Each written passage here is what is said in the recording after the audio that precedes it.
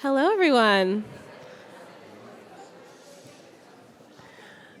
Hi. Thank you so much for joining us today. This is the Evolution of Disability Justice session.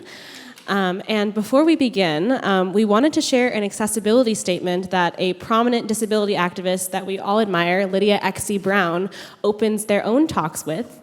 The full statement is quite long, so we shortened it for time, but we wanted to share it with you before we begin to ground ourselves in this session and in this space.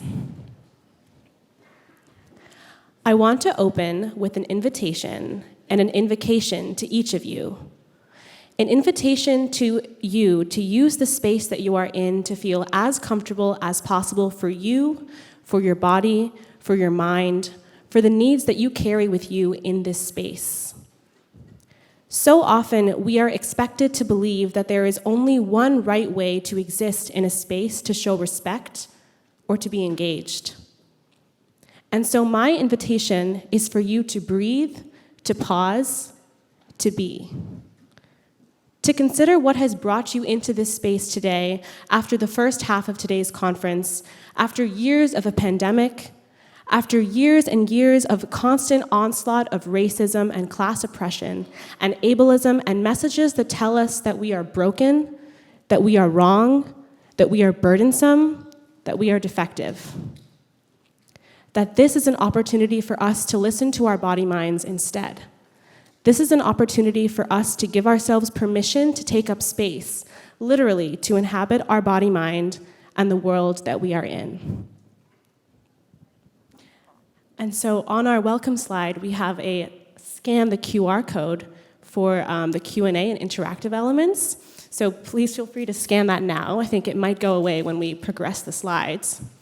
And going along with this accessibility statement that we shared, I wanted to say that this is your space. However you want to exist in the space is totally up to you. If you want to stand, you can stand. If you want to sit, you can sit on the floor. You can lie down. You can walk around. If you would like, you can take a break. You can exit if you would like for however long you want and come back. We will not be offended if you need to take a break. Please take care of yourselves. And so thank you so much, everyone, for coming.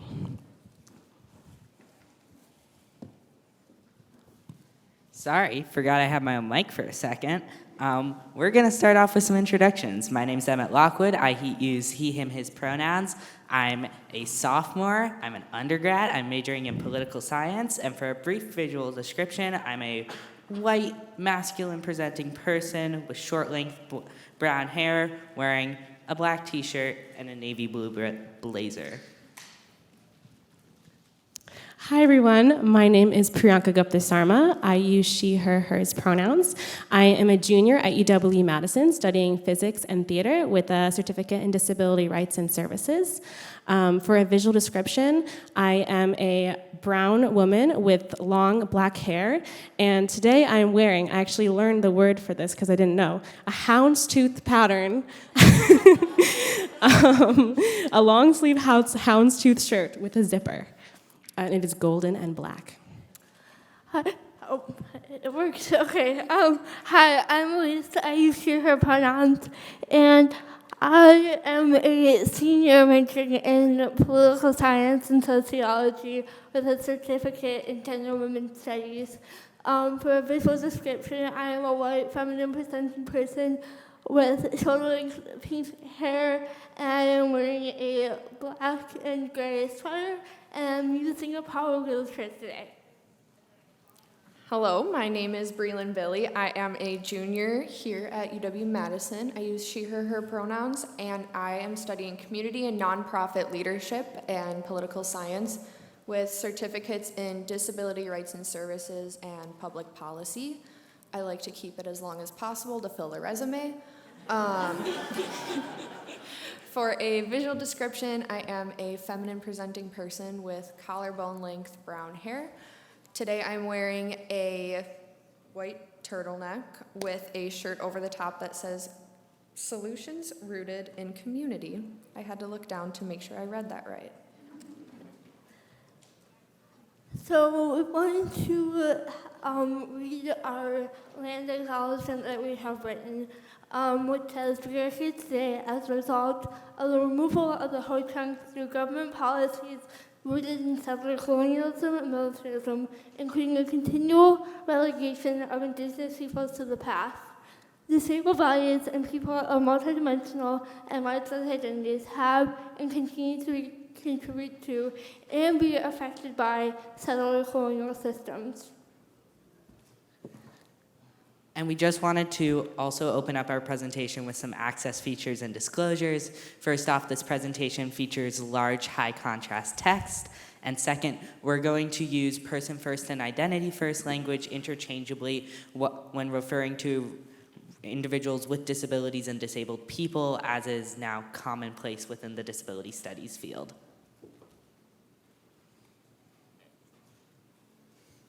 So we wanted to open up with kind of an open-ended question for everyone. What are some words and phrases that you associate when talking about social movements? And feel free to just kind of like shout them out. Or if you contribute on your phone, they'll pop up on the slide here and it will be really pretty. And you can do that through the QR code you previously scanned. Ooh. So just shout them out if you don't want to fill out the form as well. Okay, activism, someone said. Collective agency. Love that. Nice. Community, nice. Collaboration. Power. Organizing. Support. I don't know what's popping up on the screen. There's nothing popping up on the screen. Oh, amazing. Okay, so some things that we were organizing in our heads about different social movements that have happened throughout history. Emmett. I'm pressing the click. Oh, man. What is wrong with it? Perhaps we're having some technical. Oh, someone online said justice. Intersectionality. What? Oh, grassroots. Sharing or giving up power.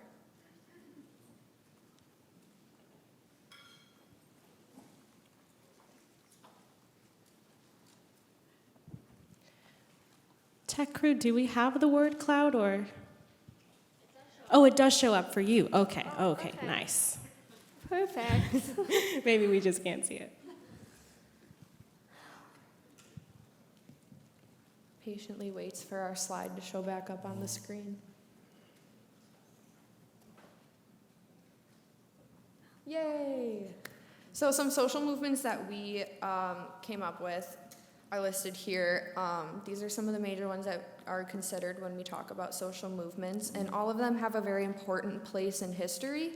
However, one thing we brought up throughout this presentation is that disability justice is still within all of these other social movements, and it's really important to consider the pillars of disability justice when advocating for any movement, because disability is within all movements. Disability is within all of our lives, whether we are affected by it personally or through another, and for many of us, we don't even realize how we are affected by disability and activism and access needs.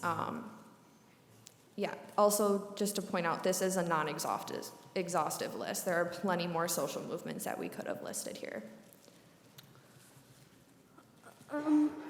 So a quick question to the audience. Show of hands. How many of you can distinctly define how the disability rights movement is different from the disability justice movement? Raise them high. I see one. I see one. I want to see the hands if you... Oh, I see 50-50s. Okay. Okay, I see some. We've got a couple, a sprinkling of people. Okay. Thank you. That gives us an idea of... Yeah, so building off of that from Elise, so disability justice and these 10 principles you see in front of you were coined by the activist organization Sins Invalid, which has been working for a long time on refining and working on cross-movement organizing within disability justice. So we're going to go through briefly and define some of these. The first one, as Chancellor Mnookin talked about earlier this morning, for those of you who were able to make the earlier sessions, is intersectionality. This idea, in the words of Audre Lorde, that we don't live single-issue lives, and that ableism coupled with white supremacy and is supported by capitalism and is underscored by heteropatriarchy, and through those systems of oppression has rendered the vast majority of the world as disabled or invalid. The second principle is leadership by those most impacted.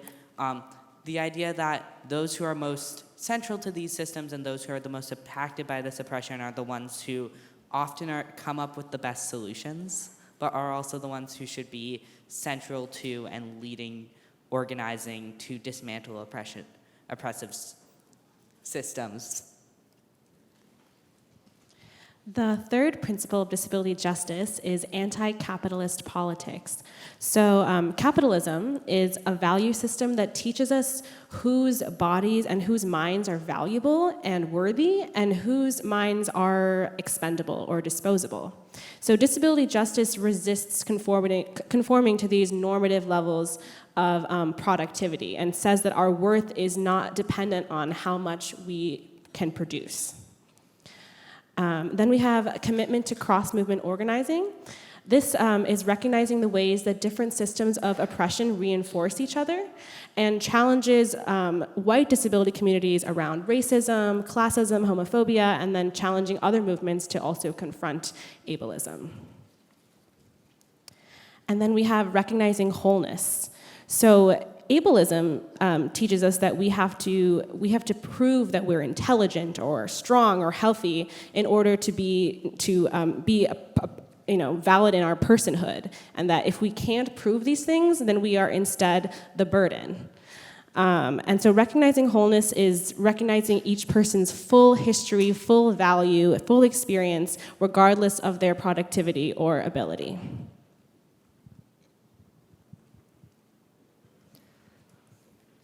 I panicked. I thought we were going straight down the line, totally blanked. So Nexus is sustainability, and this is all about recognizing things like crip time, where the disabled experience is going to experience time differently than the able-bodied world. And in order to successfully implement the pillars of disability justice, we have to pace ourselves, we have to slow down, and we have to recognize that not everything has to be done urgently. Next is commitment to cross-disability solidarity, and this is recognizing that all of our community members in the disabled world, whether that's the deaf, neurodiverse, mental health concerns, chronically ill or sick individuals, and all others who experience ableism, are going to experience a sense of isolation that can undermine the collective liberation we hope to achieve. Next is interdependence, and interdependence is all about liberating the systems that were part of the Western European expansion within our own communities, recognizing that we need to work to meet each other's needs, building towards this liberation, always reaching for state solutions, which inevitably will extend state control further into our lives. Number 9 is collective access. The principle of collective access recognizes the need for access for people with all intersectional identities, disability, and not. It says that no access needs are shameful, and we can be creative in working together to make sure that all types of access needs are met. Number 10 is collective liberation.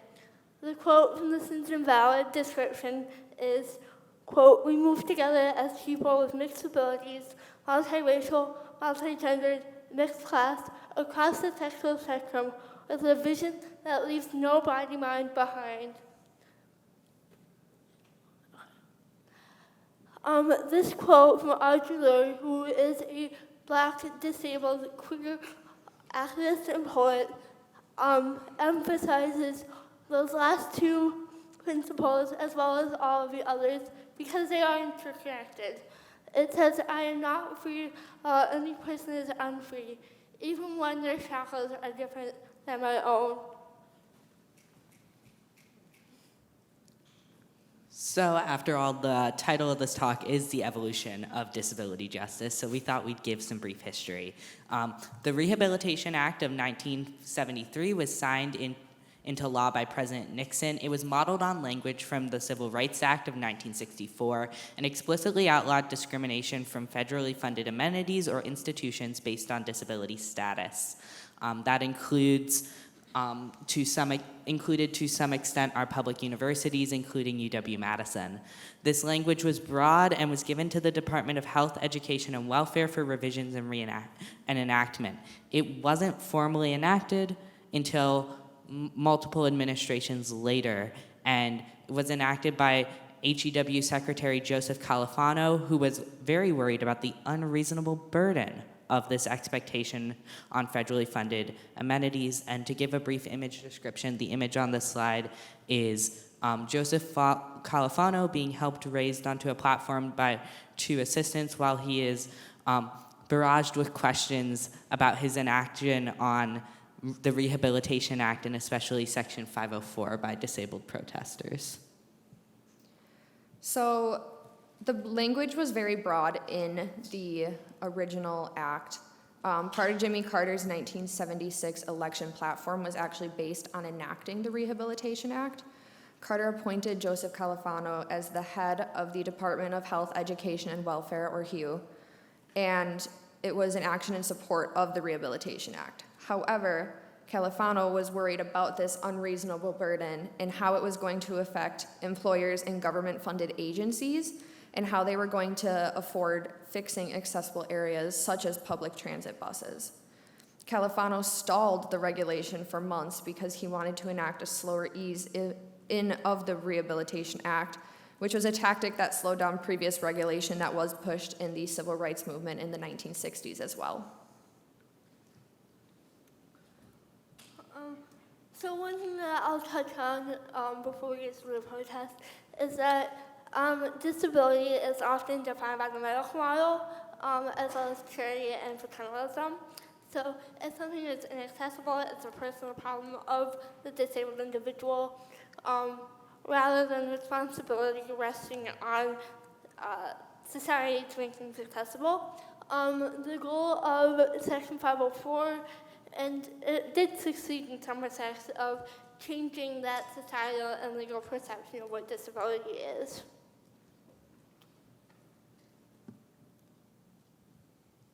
So as Emma and Breland talked about, 4 years, we tried to get Califano to sign these regulations, but 4 years passed and no regulations were issued. And so a group called the American Coalition of Citizens with Disabilities said that if Califano did not take action by April 4th, then there would be national protests. And there were. So on April 5th, protesters all around the country assembled to occupy regional offices of the Federal Department of Health, Education, and Welfare. So all over the country, Atlanta, Boston, Chicago, Dallas, Denver, to name a few. Specifically in San Francisco, though the other protests ended that day, but in San Francisco, the protest ended up going for nearly 4 weeks. So what happened was that over 100 disabled people and their allies took over the San Francisco office to pressure Califano to sign the regulations. And they began the rally outside of the federal building and then marched inside and remained inside for 26 days. And there was participation from people with a wide variety of disabilities, from different racial, social, and economic backgrounds, as well as various ages, from adults to kids with disabilities, and their parents. One interesting fact is that when the FBI cut out the phone lines entering the HEW offices, deaf protesters would use ASL to sign messages out of the window of the HEW offices so that other deaf individuals and ASL interpreters could receive the message. There is, I just should clarify that there's some disagreement about the exact length of the protest, but it's often cited as 26 days because some protesters stayed in the building a few extra days after the regulations were signed. And so Section 504 applied only to federal funded buildings, but these regulations ended up laying the groundwork for the Americans with Disabilities Act, which was enacted 13 years later in 1990.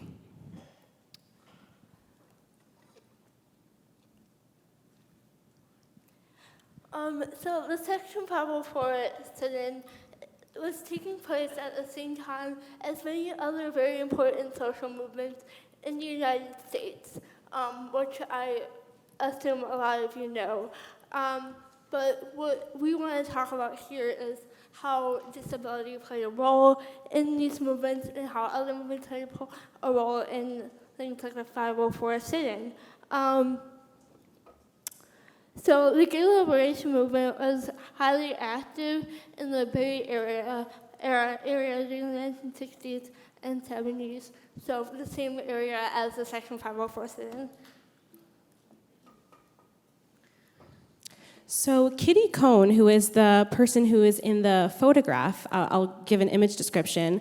It's Kitty Cohn, a white woman with shoulder-length hair and glasses, speaks to reporters with several microphones pointed at her. So she was a woman with muscular dystrophy and was one of the key organizers for the 504 protests and was also openly lesbian. Her partner, Kathy Martinez, was a blind woman, and they bonded over disability politics. And there's a quote from her partner, Kathy Martinez, saying, "In many ways, our disabilities complemented each other because I could help Kitty with physical tasks and she could help me with visual tasks. She was in a power wheelchair, and I would put on roller skates. We were kind of an iconic duo because we could speed around Berkeley a lot faster than if I was walking." They couldn't get married because gay marriage was illegal, but Cohn wanted to have a child, but they also encountered many obstacles for adoption in the U.S., so they ended up moving to Mexico to adopt a baby.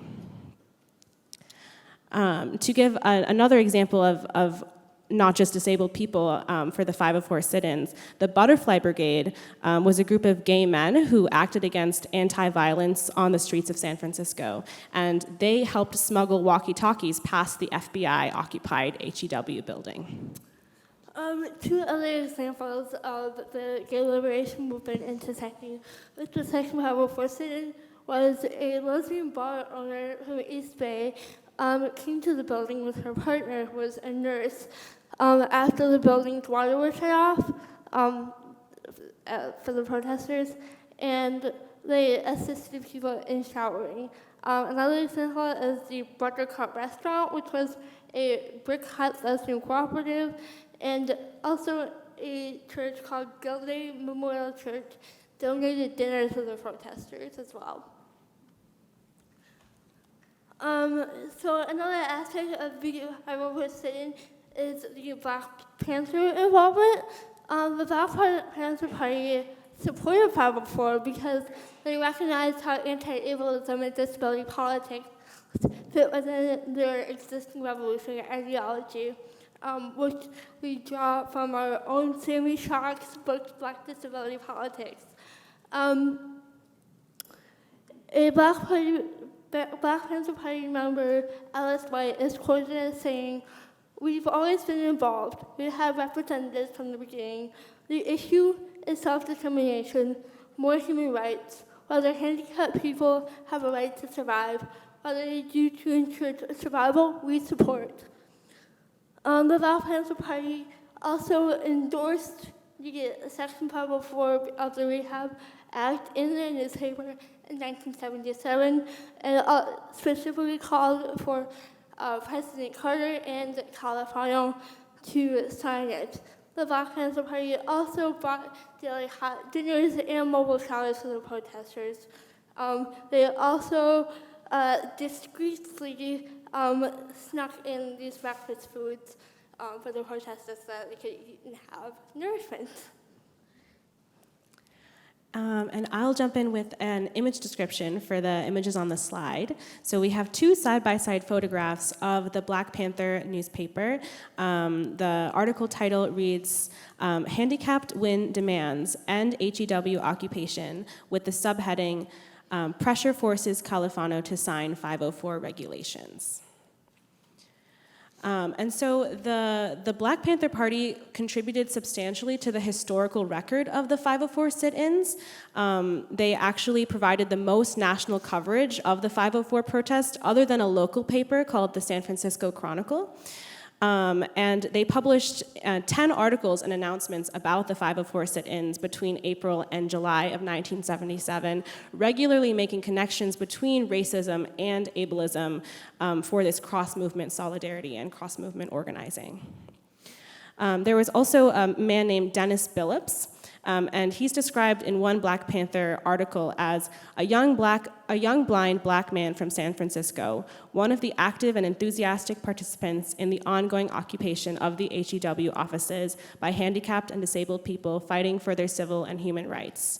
And in an interview with Billups by an anonymous Panther reporter, Billups calls for Black disabled people to join the protests.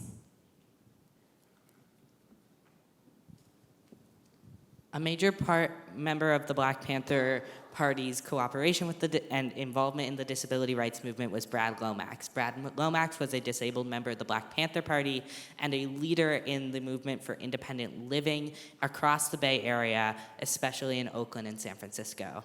And he was a vital part of cross-movement organizing between the Black Panther Party and the disability rights movement in the Bay Area.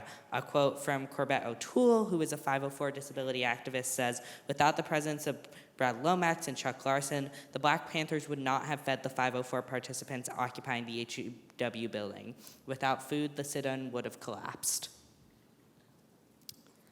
So Brad Lomax also took the lead on having the Black Panther Party buildings install wheelchair access ramps and worked with Ed Roberts to establish the Center for Independent Living in East Oakland, but CIL failed to properly support the branch office.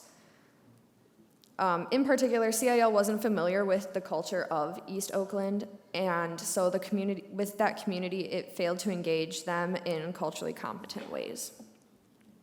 An image description here is that Brad Lomax is sitting next to the Queen herself, Judy Heumann, speaking at a rally in 1977 at Lafayette Square in Washington.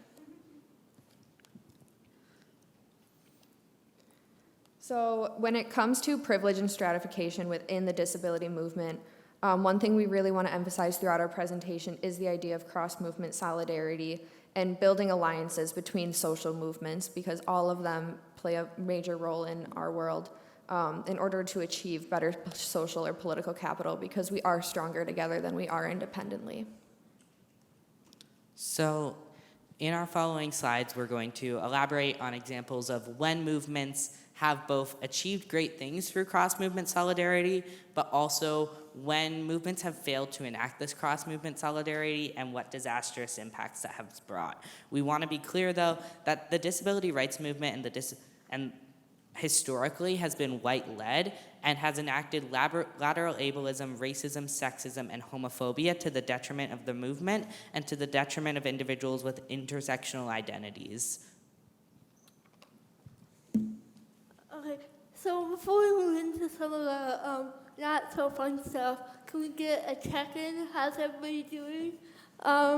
We've thrown a lot of information at you. Okay, I'm seeing some thumbs up. That's good. About to throw more information at you. Yes.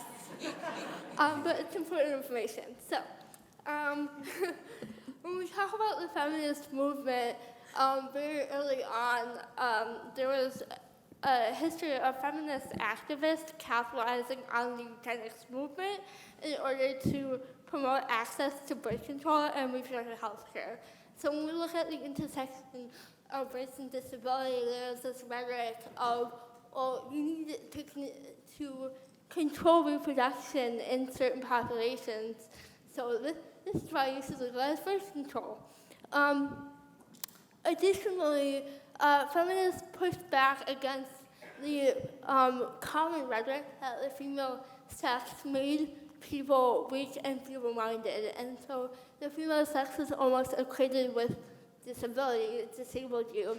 And so instead of saying, oh, we deserve rights because we're people, feminists push back and said, we are not weak, we're not feeble-minded, we are strong, we are intelligent. But this actually stigmatizes disability further, because what about the women who are physically weak or have mental health issues? And so that is kind of a hindrance to disability rights as a result of the mainstream feminist movement. We also wanted to highlight a prominent disabled feminist activist, Rosa May Billinghurst. And so she was an activist in the early 20th century, and she became known as the cripple suffragette because she used an adapted tricycle to attend marches and demonstrations for women's right to vote. She had polio as a child. And in 1910, she founded the Greenwich branch of the Women's Social and Political Union. Another interesting organization that we learned about is the Sisters Against Disablement, which was formed in 1982. They had the aim of exploring the relationship between feminism and disability, and they sought to change the perception and position of disabled women in society. They took part in several marches and protests, including the Women's Right to Work March in 1982. And one really interesting thing that they did was they had a project called Venue Information Bank, where they basically gathered information about the accessibility of buildings in terms of wheelchair access, height of the steps, width of the door frames, and they would circulate this information in various magazines. They also disrupted the Lesbian, Sex, and Sexuality Conference in 1983. They boycotted the event and because they said that they felt that it was inaccessible to disabled women. And they distributed posters where they would detail their demands for access. So I thought this was a really interesting intersection of disability, feminism, and queerness. And then a lot of the women involved in Sisters Against Disablement were also involved in a group called Feminist Audiobooks, where they would record works of feminist literature onto tape for blind and visually impaired women to enjoy. And this was in 1983.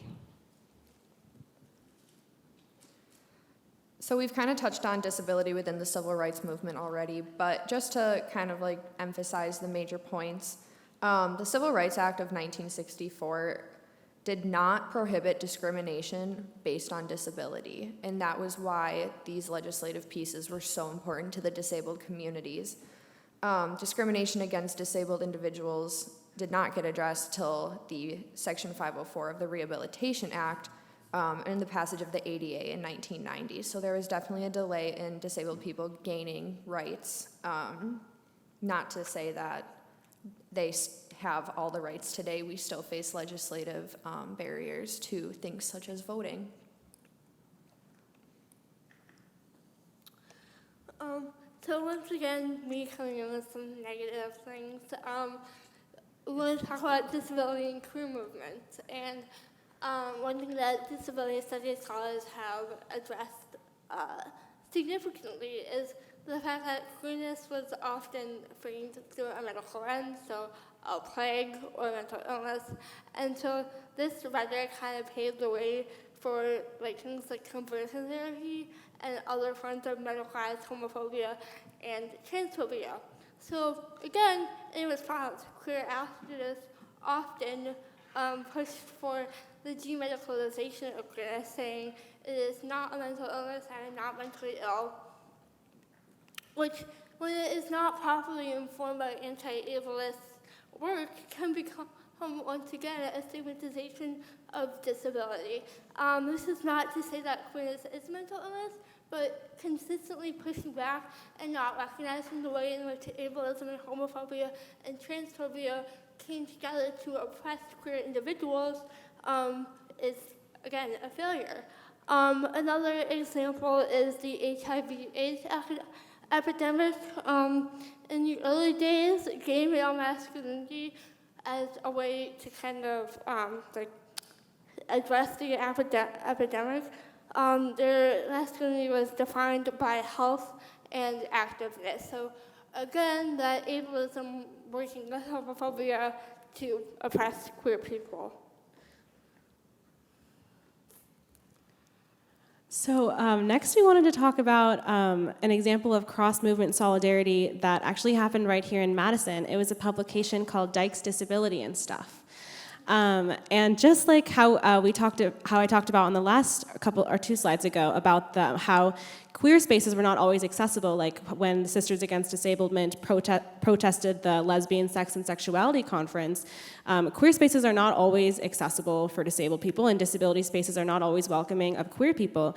And so we have this publication that focuses on the intersection of these two identities, where they would talk about ableism in the lesbian community and draw attention to lesbians that would exist outside of the narrative, the commonly accepted narrative.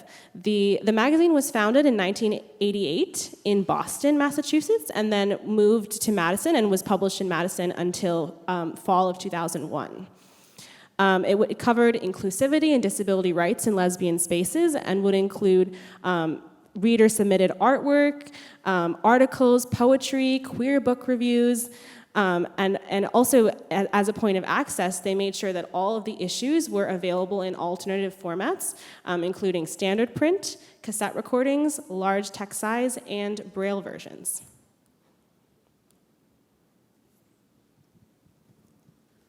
So, as some of you know, STAR was a part of the queer rights movement, but also a activist movement in its own right.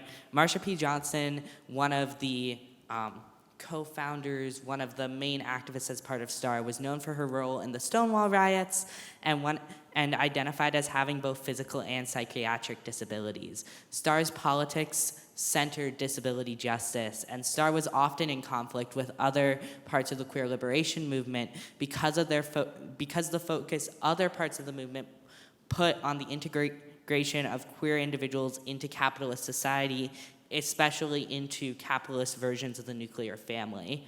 And for an image description, this is Marsha P. Johnson, a Black femme individual, and Sylvia Rivera, a Latinx femme individual, standing together. We also saw a fair bit of both conflict but also cross-movement organizing between disability and social welfare movements. There's been deinstitutionalization efforts going on since the 1970s to move disabled individuals out of medical institutions into more community-based settings or into settings that are the least restrictive forms of care. But often these have caused strained relationships between disabled individuals and public employee unions.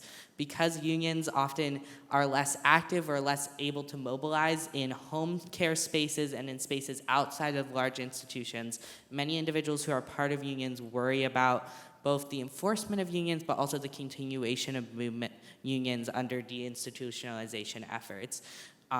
There's also been more recent interesting cross-movement, kind of sometimes solidarity, sometimes opposition between disabled people and unions around COVID-19 and mask mandates. As I'm sure all of you remember, there was a large polarizing viewpoint in this country about whether businesses were going to require masks or not. A lot of this was driven by unions and driven by workers at those institutions. So we saw a lot of friction in the last couple years between unions and disabled individuals at institutions that did not want to enforce mask mandates, but we also saw a lot of cross-movement solidarity between frontline workers and disabled individuals at having masks as a point of access for spaces. We also want to mention that in 2021, 10.1% of all adult Americans with disabilities were unemployed. These issues of poverty and disability are not separate. In the US, we have the system of supplemental security income, which allows individuals with disabilities to have access to material wealth in the cases that they're not able to work in a regular capitalist setting. The problem with this is it puts an asset cap of $2,000 in assets for individuals and $30,000 in assets for couples as an asset cap for obtaining SSI. This forces many disabled people into an artificial poverty in order to get access to basic needs.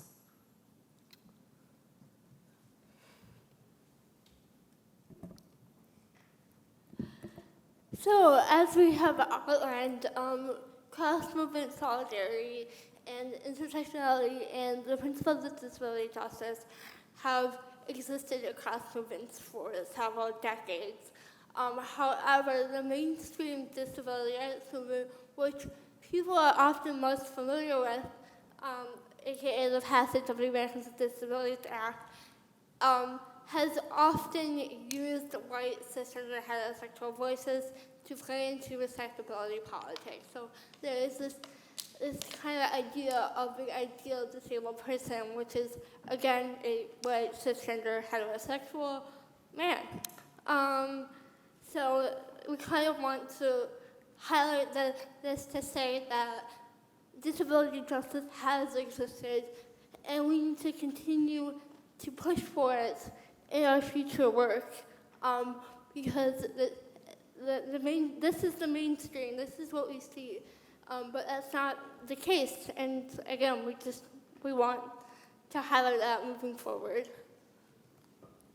And to offer a brief image description of what we see, the image on the slide Thank is you. Sorry. George Bush sitting on the White House lawn with two white masculine presenting individuals in wheelchairs, one standing white masculine presenting individual and one white feminine presenting individual. This is the signing of the ADA, which I think it's a really pivotal image that the main legislation that gives us rights as disabled individuals in this country was signed by a white cisgendered heterosexual man surrounded by white people.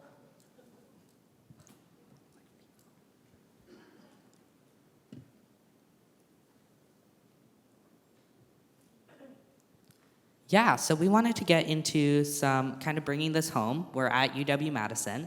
So what has cross-movement organization looked like in the UW-Madison community?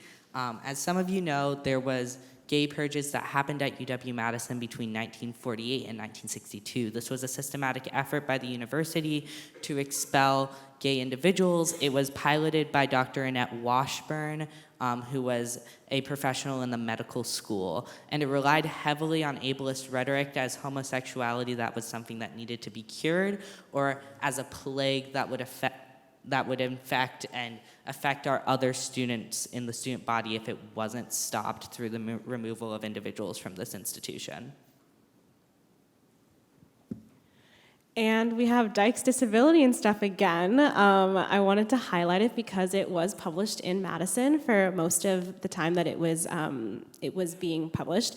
And it was published by Catherine Odette and her partner Sarah Karen. And it has a connection to the Disability Pride Madison organization because after Sarah's partner Catherine passed away in 2011, Sarah started Disability Pride Madison in her memory. Catherine had actually helped organize the first Disability Pride celebration in the country in Boston in 1990. Sarah is quoted saying that starting Disability Pride Madison was the best way I could think of to honor her memory and to continue the work that we did together. And then in terms of our student body, so as many of you knew, in spring 2022, there was a dropping of the mask mandate by the university. This was not faced without opposition from students. TAA, which is an organization that represents our graduate students' TAs on campus, the BIPOC Student Coalition, Mad News, which is an Asian American student organization on campus, disabled activists, and other students worked together to voice opposition to dropping the mask mandate, including a protest in front of Bascom Hall. I just wanted to jump in with an image description too. So here we have the cover of Dykes Disability and Stuff, Volume 3, Issue 4, published in 1992 in Madison, Wisconsin. And it's titled Mercedes. And it features an illustration of a disabled person in a wheelchair holding a tool that says Stair Destroyer. So looking forward and in terms of cross-movement organization here at UW-Madison and what can be done. Students here frequently are in the Red Gym, if you're unfamiliar. Image description on our slides, we have the Red Gym, which is a castle-like red brick building. If you've never been in it, it's over by Memorial Union. Mainly through student activism, the university has seen a rise in various identity centers on campus. the Black Cultural Center, Latinx Cultural Center, Asian Pacific Islander Desi American Student Center, Indigenous Student Center, Gender and Sexuality Campus Center. This is really hard, okay, you try it. And the newly formed Disability Cultural Center's temporary space exists on campus to support students of various identities, building culture and community, and having a safe space for students to go. If you read my bio, it says that I'm a feisty disabled person, and I'm gonna call out the university real quick. So while these spaces are great, there definitely is a limitation to students who are in multiple identity groups, and when these spaces are becoming settled in their work and in their identity groups, they need to do a better job of cross-movement work and making sure that these spaces are safe for intersectional students, such as queer students of color or queer disabled students of color. So often these centers are so focused on their singular identity, they forget that students do hold multiple identities. And so I will also add that while the Red Gym is a great place to host these centers, it is unable to house all centers to build that intersectional piece because of its inaccessibility and lack of room. Space is a big issue on this campus in terms of if you wish to gain it. And it's definitely something that we feel that this university should invest in, having a nicer space for all these cultural centers to go and having a space where you can have these intersectional groups meeting and building even greater student activism.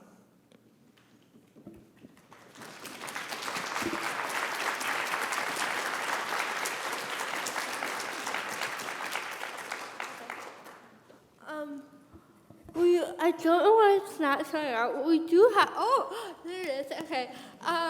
We have a list of recommended resources to learn more about disability justice, the history of disability rights movement, and how disability justice has been incorporated into other movements.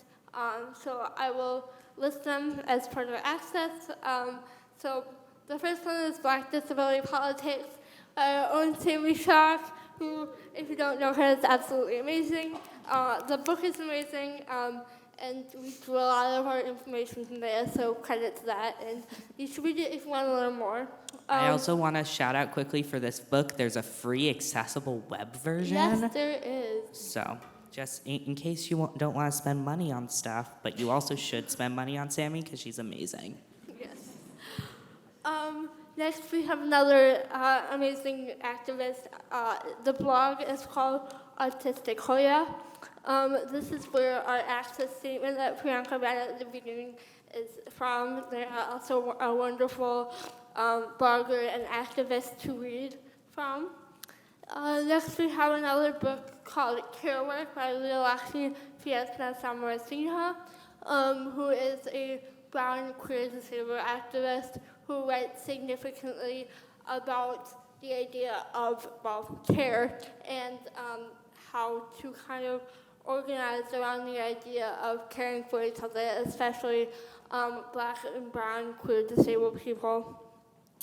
The next is Being Human, an unrepentant memoir of a disability rights activist by our queen, Judith Human. That's all I have to say about that. She writes significantly after since the second Bible first sit-in. And consequently, the Human Perspective podcast. The next resource we have is Skin, Tooth, and Bone, the basis of a movement is our people by Stinson Valley, which earlier in our presentation, if you remember, is where the disability justice principles come from. Again, it goes more in depth and outlines them a little bit more than we had time for. The next one is the memoir by Rebecca Talsig, who I think you should also follow on Instagram. Her memoir is called Sitting Pretty, the View from My Ordinary Resilient Disabled Body. It's very touching, a more accessible read as well. Next, we have the Disability Visibility Project, which is spearheaded by activist Alice Wong. She has the project of stories and a website that you can visit, as well as the book Disability Visibility. First Person Studies in the 21st Century, which is an anthology, as well as Resistance and Hope essays by disabled people. So again, if you want to try any of those, they are highly recommended. And now we are hoping to transition into a Q&A. So we cover a lot of its history, a lot of its current. So we really want to open it up to your questions and curiosities you have. There's someone in the back of the microphone, so I'm assuming that you'll raise your hand and they will come deliver the microphone to you. Sweet. We also have a Q&A feature from that barcode that you scanned at the beginning of the presentation.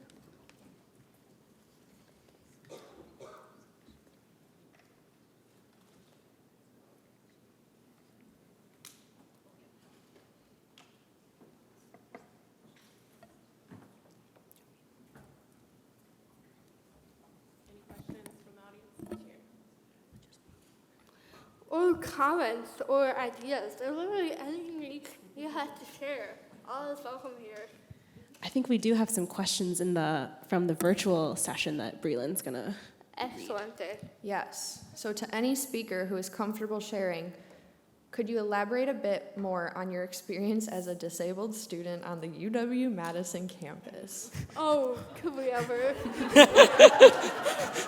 Can we start with the fact that this place is built on a hill? An effigy mound, I should clarify. Very, glad we have it, but the rest of campus is still very hilly. Yeah. I can start. Just to briefly elaborate on the nature of my disability, I have psoriatic arthritis. I also have an optic nerve disorder, which means I have no depth perception. I'm also autistic. So all the things. Any given part of my body working on any given day. Oh, I also have a hearing loss. So I'm a poli-sci student, which those of you who don't know, North Hall exists. It's the oldest building on our campus. It's a historically preserved building, which means it doesn't have an elevator, which means I am unable to get to office hours with my professors without them physically coming down to meet me in the lobby of the building, or without me being hilariously out of breath when meeting with them. In addition, I love the work that the McBurney Center does. I'm not just saying this because Mari's looking at me right now,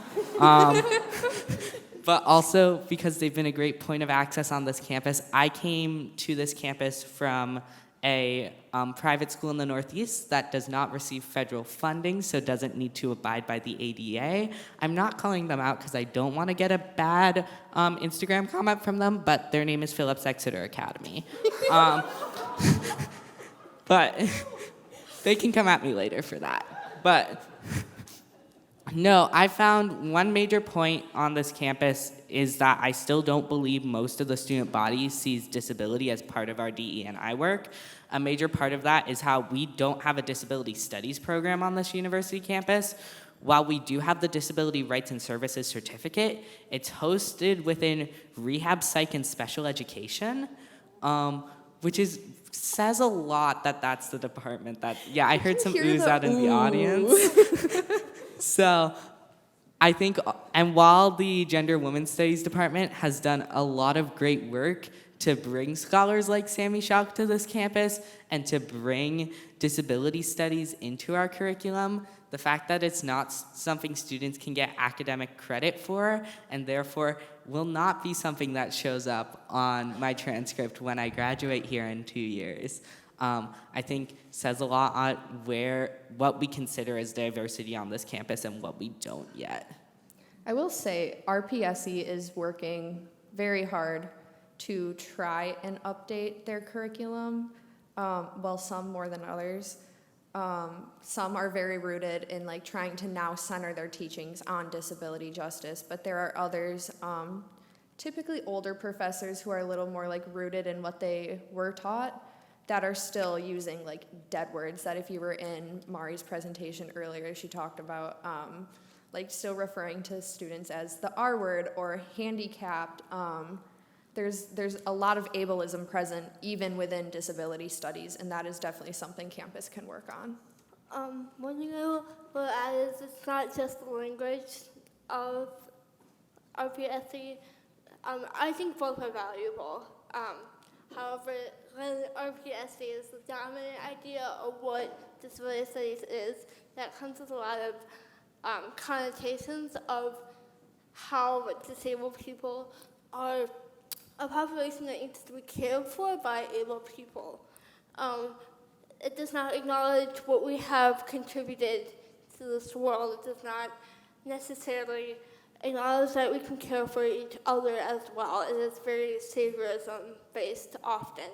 Again, I am glad to hear that that is changing, but I also wanted to say it's not just language, it's also the assumptions that are underlying a lot of rehab psych and special ed programs. And I'll add to answer the original question that was asked. Not that I didn't, also appreciating everything that was shared.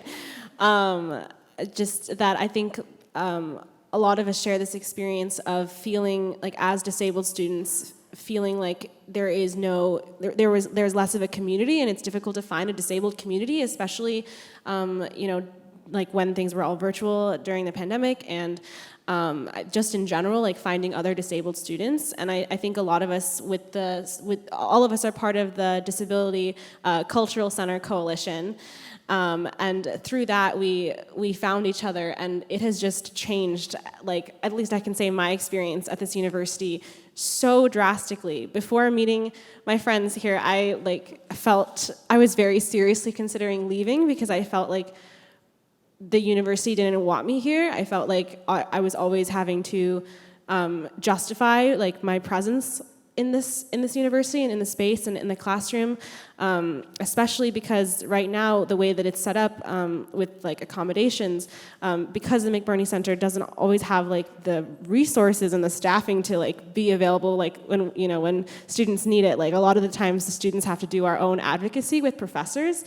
And that power differential is really tough to talk to a professor and say, like, I need this accommodation, and if they say no, which they can't really say, they can't really say no. They can't, but they do. But they do say no often, and it's difficult to say, hey, but I do really need this. And oftentimes they'll say things like, maybe you should take, at least to me, they've said, maybe you should take this class when you're better, when you're healthier. And for me, that's not really an option for me. And I've experienced this especially as a STEM major. I'm a physics major.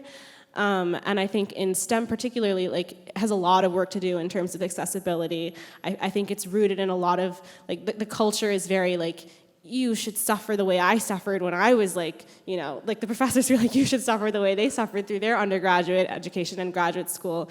And not really recognizing that if we incorporate, universal design and if we make things more accessible for students, it really just, I think that the science will like be better because there'll be more people who are able to work on things and improve the knowledge that we have.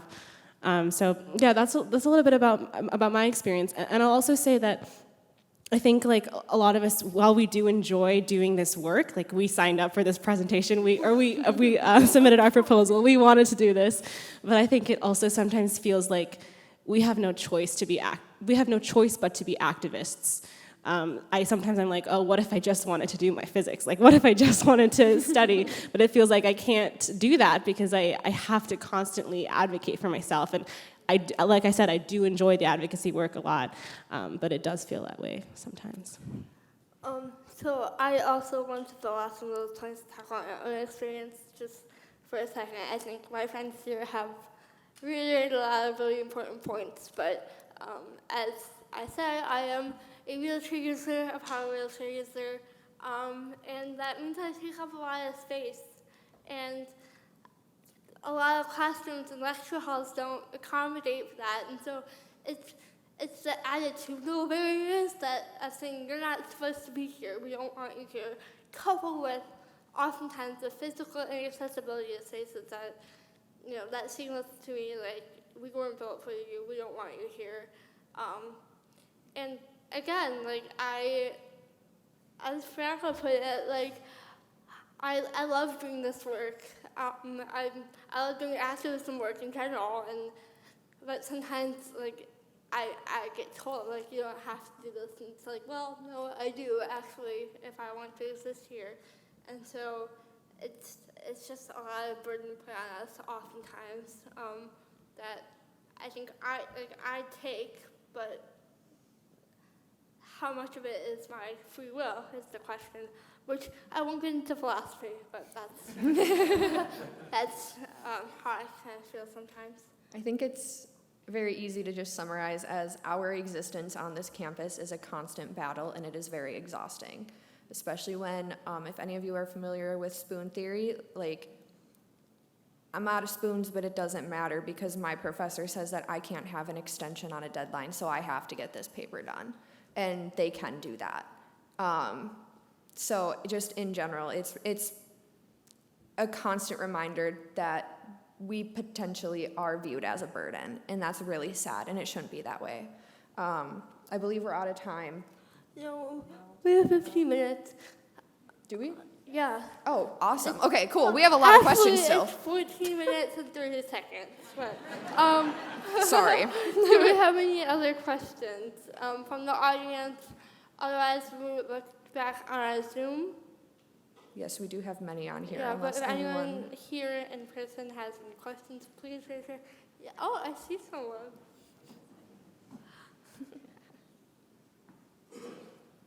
I don't have a question, but you said comments are fine too. And I just want to say you all are so badass. I'm so proud. As a fellow disabled person, it just like warms my heart that this is happening on our campus. I'm still fairly new, but the fact that you all are doing the work, which is exhausting, so a lot of credit to you all. But I'm just really proud as a fellow disabled person hearing you all talk and share all these gems, so thank you. Thank you.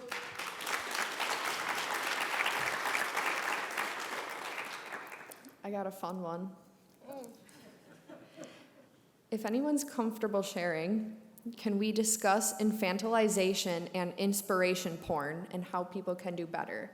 I think we should preface this question with, if you're not familiar with inspiration porn, it's Stella Young's TED Talk. It's really good.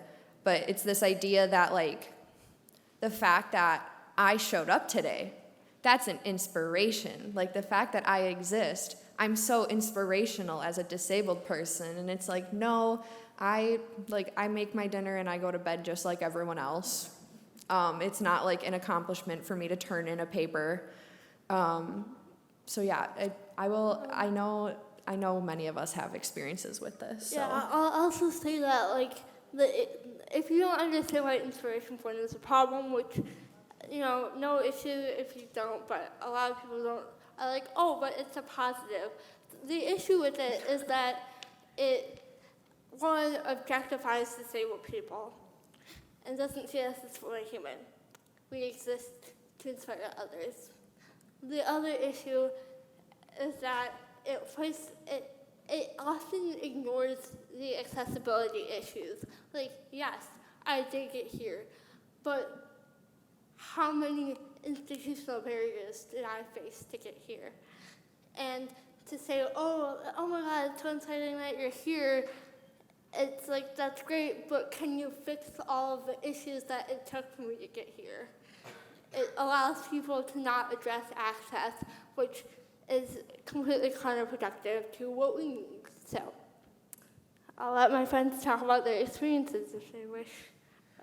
Well, I just wanted to go off of what you were saying, which I think that inspiration porn puts the responsibility on the individual for being inspirational rather than the institution for doing the work, so that we don't have to be inspirational or have to try to work so hard to overcome all these barriers.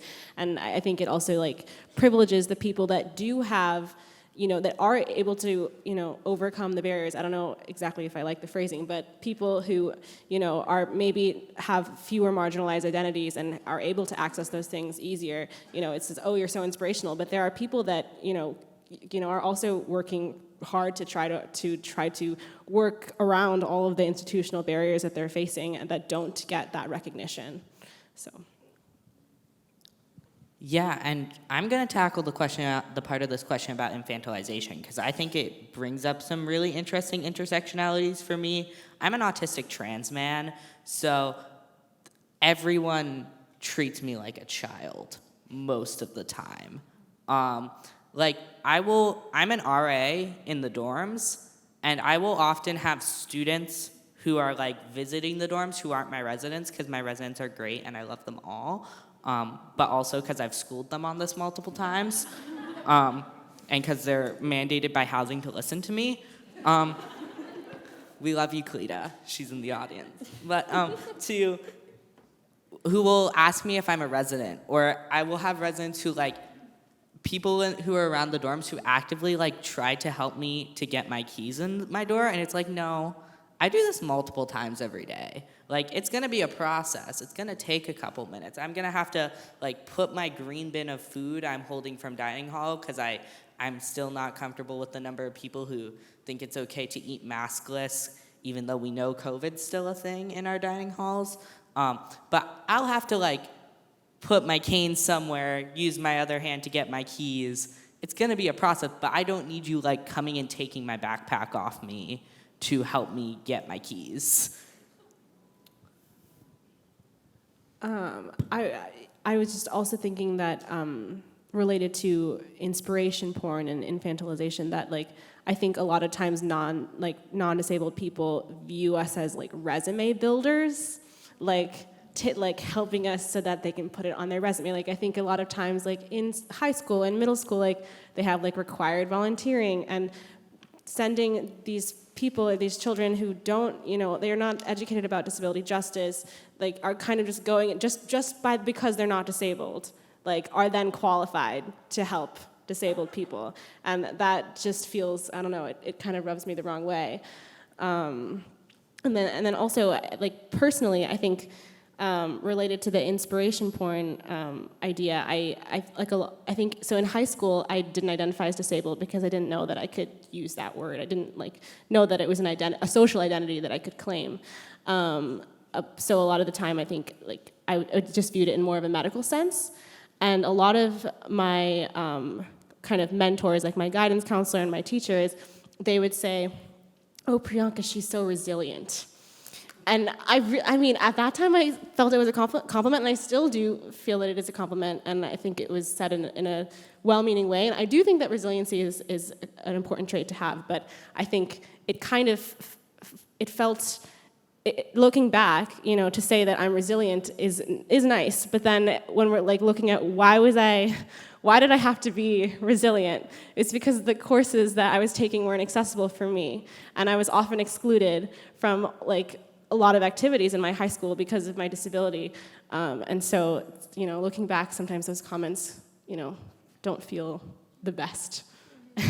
Oh, I see there's a question.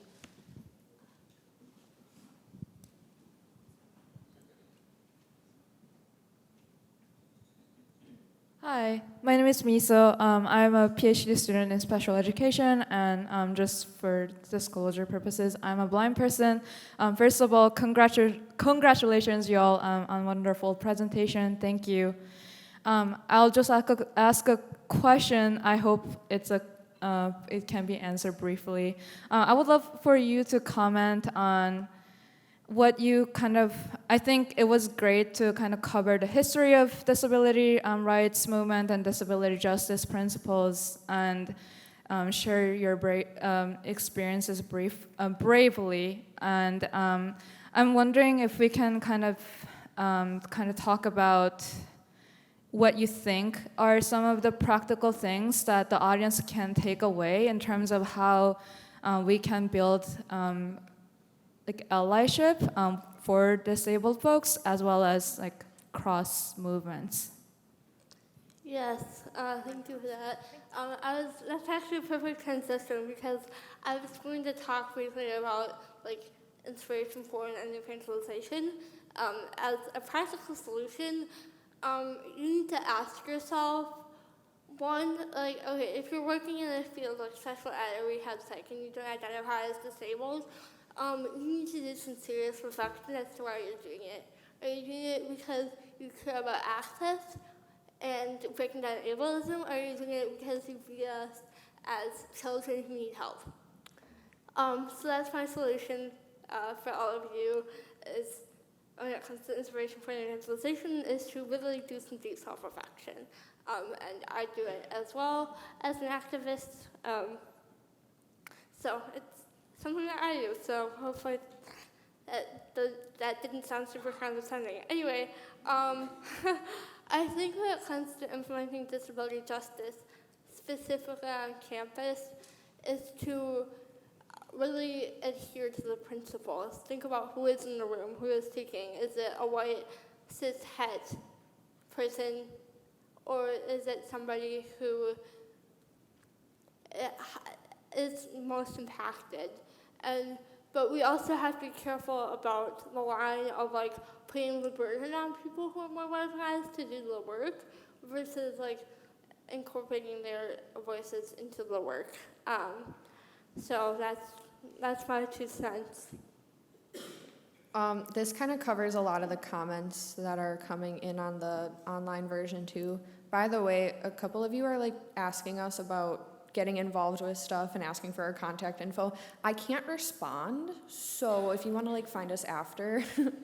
But I think there are so many resources. Like we just shared how many different resources on our presentation. Educate yourselves. Like take the time, read a book, listen to an audiobook, like find an article.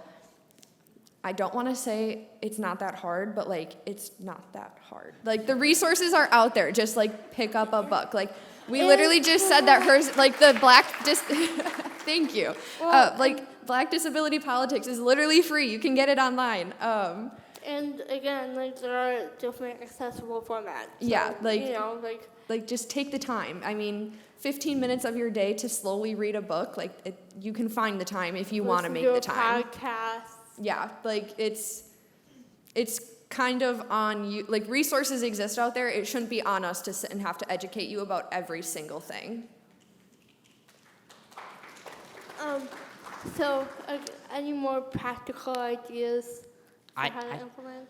I can give some. One to like any faculty and academic staff in the room. Realizing disabled students are there, it's really simple, but the number of faculty I've seen who treat me like a second fact, or I hate the terming McBurney students. Faculty use it a lot. They'll be like, oh, here's the accessible testing link for McBurney students. And it's like, no, I'm not a McBurney student. I'm not getting my degree through the McBurney Center. I'm getting my degree through your academic department. I am in your class. I am your student. It's not that hard to say students with accommodations. Yes. And also, I think one major thing that I'm going to say this as a way for people to get involved, but also something I would really like more staff and faculty support on, although we have a ton already from the McBurney Center, is to push our admin to approve full funding and full space for the upcoming academic year for the Disability Cultural Center. We're currently housed out of the Grass Camp conference room in McBurney that they've been very nicely giving to us at the detriment of a meeting space for their staff, which they shouldn't have to. McBurney should have space, and we should have space, and everyone should have space, but space is hard on this campus, and money is hard. So anything, like any students or grad students involved who want to get involved with the Disability Cultural Center Coalition, I'm pretty sure our names, which you can use in the WISC system to find our emails pretty easily, are all on the agenda. So shoot any one of us an email. Also, admin, staff, people who aren't students, also shoot us an email. We would love your support. Okay, we have a minute and a half left, so do you want the last word? Oh, I was just going to say that you can come find us afterwards. Like, I think some of us are going to stick around if you did want to get our contact info or anything like that. So I just wanted to say that. Quick, one sentence. What is something that we, like, what are things going on campus that are like, what do we have going on that's improving access, accessibility, etc.? The GCC. Okay. I've been working with ASM in my role on improving the accessible circulator shuttle. I have to say something too? Oh,